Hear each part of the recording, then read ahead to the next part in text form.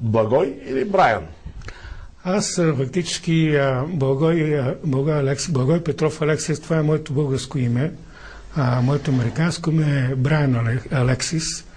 Аз си смених името поради това, че за американските граждани и след това за бизнеса беше невъзможно да произнесат Благой и Алексиев.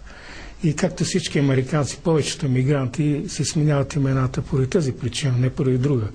Аз държа да ви обясня, че аз съм много голям патриот, обичам своята родина и винаги съм го доказвал. Не го казвам със упрек, повярвайте. Вие пристигнахте у нас преди 2 дни, нали така? Да. А какво ви накара преди време и преди колко години да заминете от България? Аз заминах от България поради не за това, че аз съм искал да емигрирам, а поради това, че съдбата беше такава. Поради редица причини след години разбрах, че съм обект на много сериозна разработка на КГБ и друга организация, наречена Мосад. Жената, с която ме запознаха тук в България, стана моя жена, роди дете тук в България и заминахме с легендата, че трябва да отида в Щатите да помагам на нейния баща, който работи като резач на хартия в една печатница. А всъщност се оказва, че тя е един от най-сериозно засекретените агенти на двете служби КГБ и Мосад, който има определени цели на територията на Съединените щати и са използвали моето име през цялото време, за да може тя да не стане обект на внимание на американските служби. Вашата история ще прозвучи вероятно леко фантастично на хората, но тя е реална, нали? Да, истина е.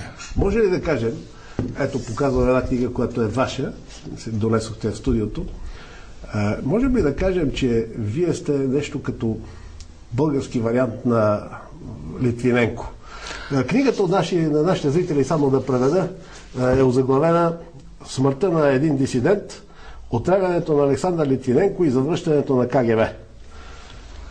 Да, аз трябва да ви кажа, сходни черти съдбата на Литвиненко и вашата не пожелават в неговата на вас? Да, аз ще ви обясня нещо много важно. Аз първо съм българин, който никога не е бил терорист. Аз същевременно искам да кажа, че много опити на много държави, най-вече на ционистските кръгове, да направят така, че България да бъде обявена с терористична държава, беше доказано много пъти. Спомнят си случая с Али Акджа. За цялата история знаем кой сте го определено. Това са Мосад и КГБ. Как беше организирано всичко? Знаем какво стана с българските турци на времето.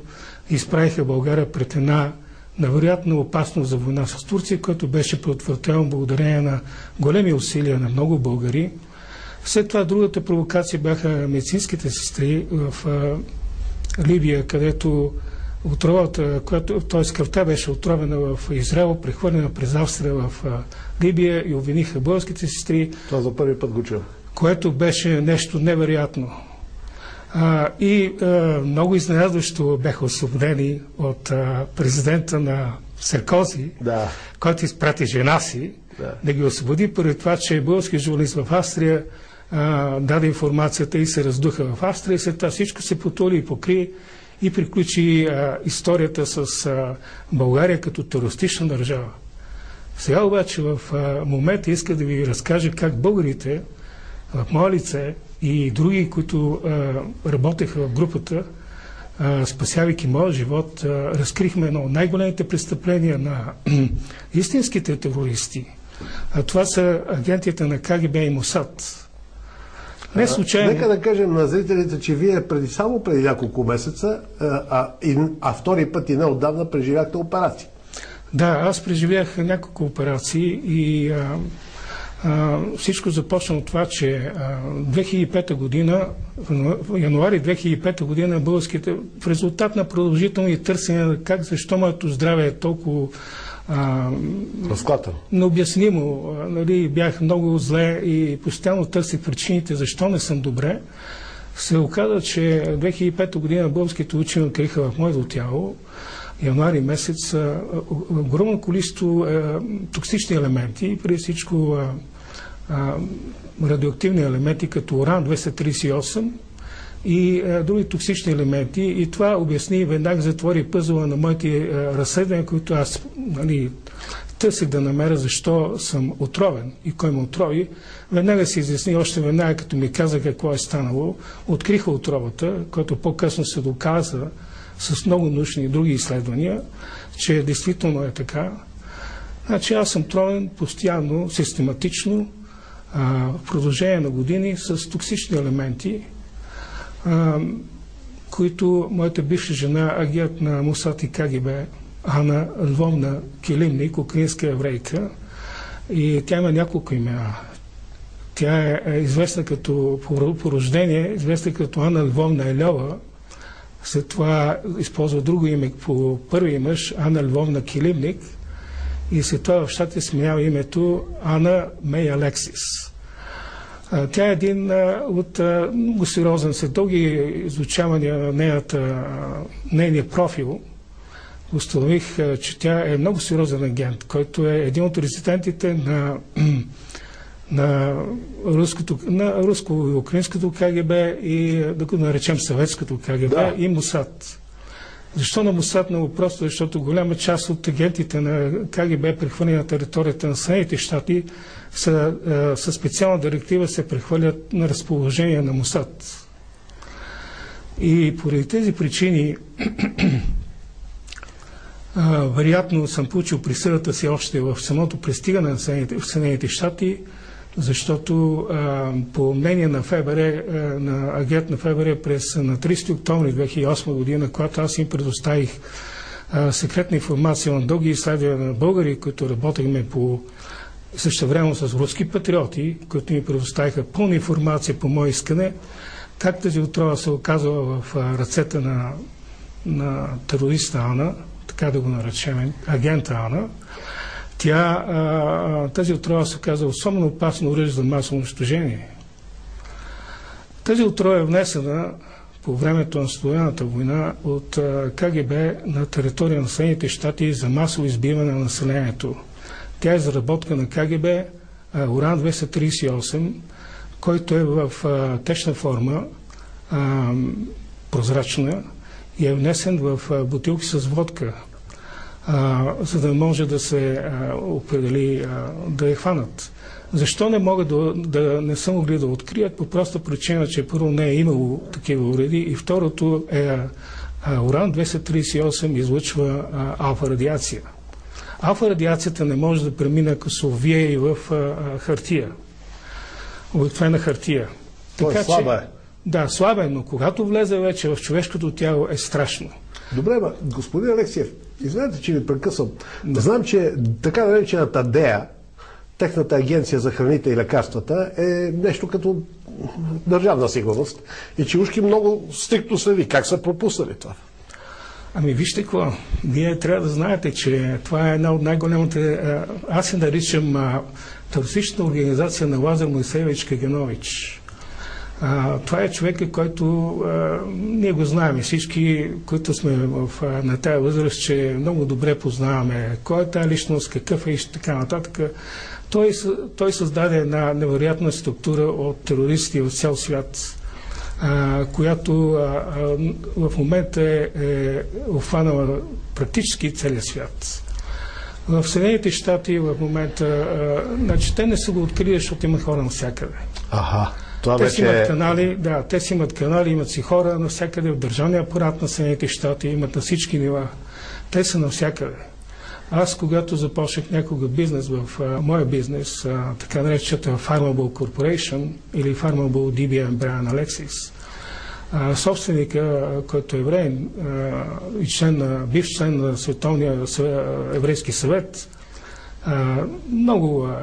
много хубав човек, който много ми хареша и много ми помогна. Не иска да ми изкарат много, че аз съм антисемит. Да, това са глупости и говорим истината. Това е пропаганда. Да. Аз говоря за реални хора и истински хора. Значи този човек ми каза така, Алекс, той ми нарича Алекс, защото Благой и Гой не го обича, не знае как да хебра звучи, да е добре. Той ми каза така, Алекс, запомни едно нещо. Ти си тук, аз си давам башески съвет.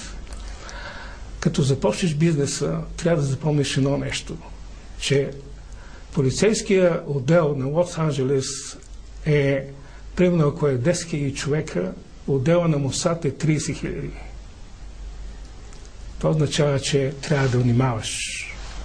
След това трябва да запомниш другото, да не караш скъпи коли, защото те ще те видят.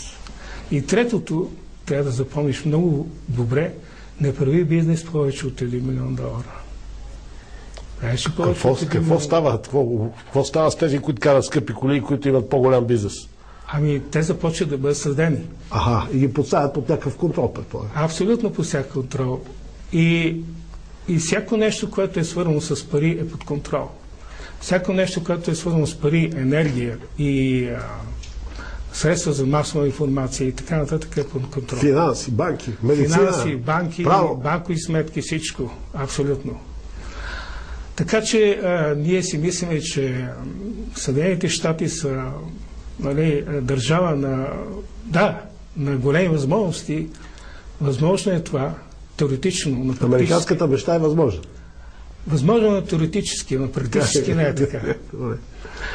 Аз, понеже съм изпитал всичко на ръба, си знам. Но аз основно днес искам да наблегна на това, че като, да кажем, е сурвайвал или оцелял едно от най-страшните оръжия за масово унищожение, искам да се обърна към всички българи и целия свят, да им кажа, че ние, българите, фактически може да имаме. Да, разбира се, пийте по всяко време, не се притеснявайте. Колегите ни са добри професионалисти. Ние жертвихме своя живот. Определено спасихме над 313 милиона американски граждани с усилия. Чакайте, като казвате българи, те какво имате преди сега? И аз се смятам, българи няма да съм участвал. Да, имам преди следното. След 2005 година се започна много сериозно разследване без никакво участие на български служби, без никакво участие на всякакви служби. Ваше частно разследване? Това е мое частно разследване, което аз съм финансирал. Работеха много български патриоти, специалисти, които работеха и не само по моето оцеляване, работеха и по разгадаване на отровата, с която бях отровен. Значи отровата, с която аз бях отровен, е руска, ние го знаем, ние го разкрихме. Едновременно поискаме помощ от съветски патриоти, те ни доставиха информацията и ние предоставихме информацията на американското правителство с невероятни рискове. И успяхме да я предоставиме навсякъде, на всички служби американски. Това е по времето на администрацията на Буш син. Значи първата информация беше предадена през края на юли, началото на август 2006 година. То е тогава. Във връзка с моя случай. След това се оказа, че те ФБР моментално направиха всичко възможно да не се води разследване, прехвърлиха в Санта Моника полиция департмента, където Санта Моника полицията департмента откри полицейски репорт, който беше напълно фалшифициран под въздействие на КГБ и Мосад агентите. Значи полицейски доклад. Да, полицейският доклад беше абсолютно фалшифициран. Първо там бяха написали, че аз съм отровен с растителна и змийска отрова. Радиоактивната отрова, която им давахме доказателства, беше изчезнала от полицейския репорт. Там бяха записали, че аз имам документи от България, че съм отровен с змийско растителна отрова. Написаха също така там в самия полицейски репорт беше фалшифициран също и с това, че бившата ми жена е член на руската мафия. А също в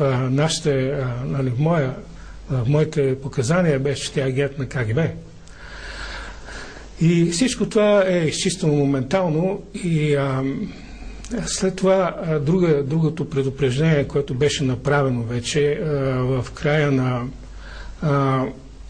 някъде през 2010 след убийството на Литвиненко работехме усилено с всички хора съвместно. В 2007 година аз посетих руското посолство лично и им връчих мое писмо, в което им заявих, че искам пълно разследване за това кой ме отрови, защо и как тя отрова попадна в техния агент.